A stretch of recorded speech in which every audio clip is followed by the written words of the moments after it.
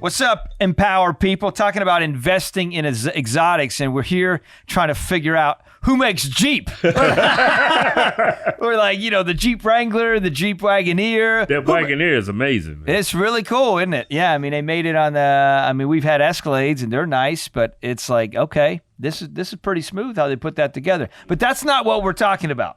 Yeah. We're talking about exotics like, whether it be like a Lambo or a Rolls or... Well, I thought we was talking about women. I guess that's a different type of investment. Yeah. You got to buy them a ring and a new dress and a purse. But and that actually could be maybe more expensive. Yeah, that's an investment that can go to zero. The ROI and take half of it. The ROI is tough on those, okay? Yeah.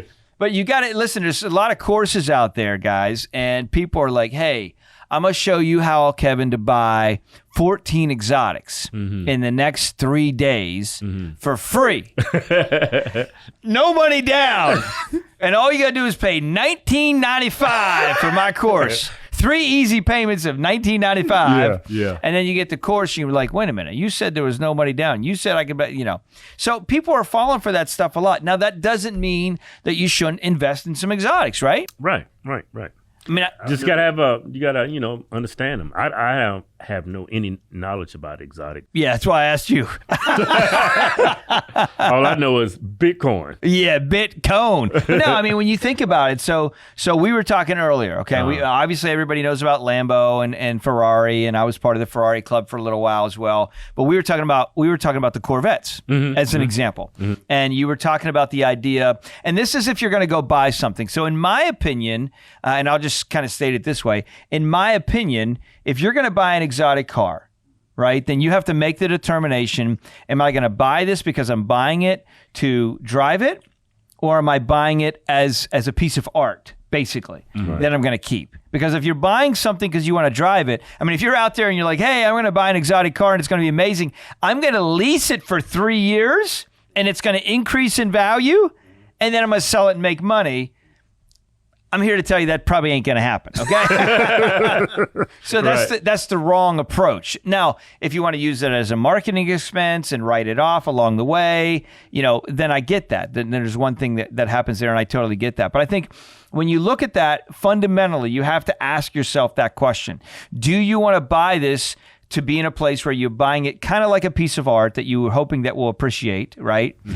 Or do you want to buy it so you can drive it? Now, there's nothing wrong to drive it from time to time, but obviously you got to limit that. So if you're buying it as a piece of art, Kevin, like we were talking about with your Corvette, now obviously that's different than a Lambo, but even some of the Vets now that are special edition, right? And you got to go. It's really, we had a couple clients and the sponsoring companies, by the way, Wall Private Wealth, as we're helping wealthy families save money in taxes and other things. We had a client actually go and buy one of these, and it's unique, it's numbered, very, very cool. They're not cheap.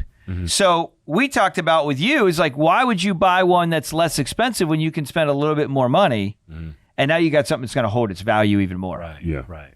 So be intentional, right? Yeah, you got to be intentional. But I just hate spending money. Well, remember though, if you look at it like an investment, right? So if you're in a place where you are a car person and you love cars, and you're saying, well, I'm going to buy a Ferrari, or I'm going to buy a Lambo, or I'm going to buy something of that magnitude, or a Bentley or something along those lines.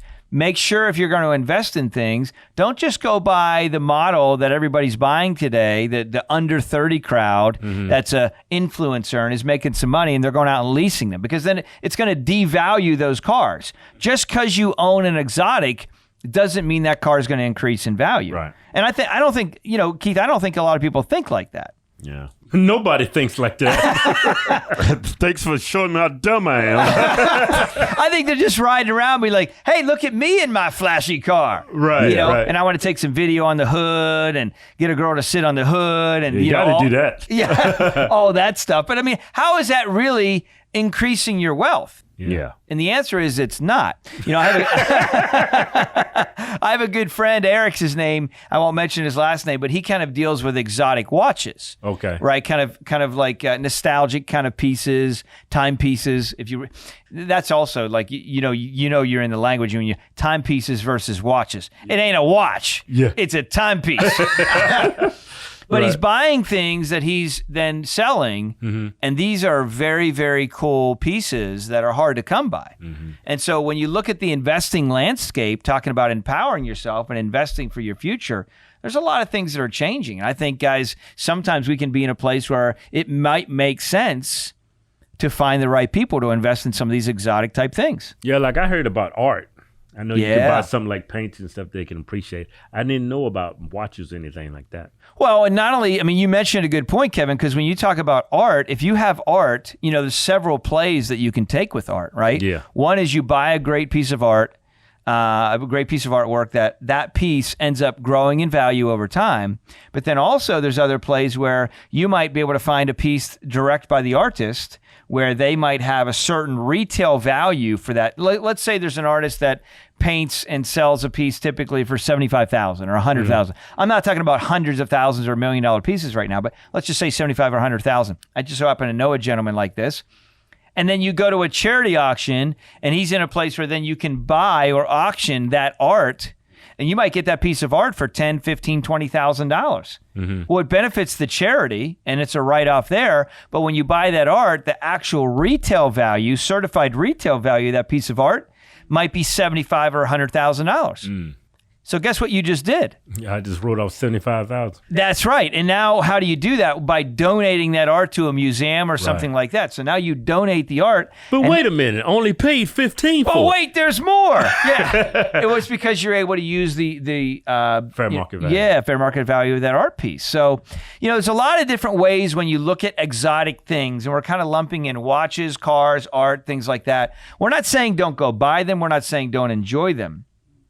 We're just saying don't chase after coaching just because you're enamored by the lifestyle. Right. Like, slow it down, think about what you're doing and why. Stop flossing. Stop. Exactly. Do it for a reason. Stop flossing. Do it for a reason. It's got to be strategic. Yeah. You got to get some strategery in on that. Don't floss, strategize. Yeah. All right. Hey, that's all for the exotic piece, but be blessed, stay well, stay empowered. Yeah.